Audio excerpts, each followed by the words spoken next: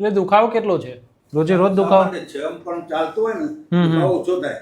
ચંપલ પોતા પહેરું તો બૂટ પહેરું તો દુખાવો થાય નહીં. અને એમને ખુલ્લા પગે ચાલતો હોય તો દાદા આપણને પેલી તકલીફ વાળી રીતે લાગે છે. બરોબર, બસ મજા. એટલે છે ને આમાં છે ને નોર્મલી થોડું હાડકું વધે છે. હાડકું તો ઘણું બધું વધે, પણ જો તકલીફ ના થતી હોય ને તો કંઈ કરવાની જરૂર નથી. આપણા અંદાજે તો 2 મહિનાથી દુખાવો છે, એટલે અત્યારે કંઈ કરવાની જરૂર નથી. ના કમ્પ્લીટ. Thank you.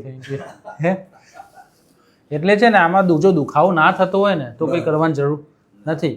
નોર્મલી છે ને જો રોજે રોજ દુખાવો થતો હોય, દવા લેવાની જરૂર પડે અને ચાલવામાં એમાંય તકલીફ પડતી હોય તો આપણે ઓપરેશનનું વિચારવું હોય. આમાં વચ્ચેનો રસ્તો નથી, ઇન્જેક્શન કે વચ્ચેનો દવાઓ ને એ બધું રસ્તો ના આવે.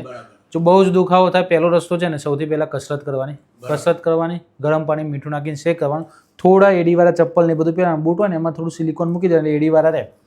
અને થોડા એડીવાળા ચપ્પલ હશે ને તો આ પગ છે ને આ સ્નાયુ ઢીલો રહેશે, તો આ દુખાવો થાય નહીં. એક્સરે જોવાની જરૂર નથી. એક્સરેમાં ભલે ગમે તેટલું હાડકું વધેલું હોય, એક્સરે પર ઓપરેશન નથી કરવાનું, આપણે તમારું ઓપરેશન કરવાનું છે, એટલે તકલીફ છે નહીં.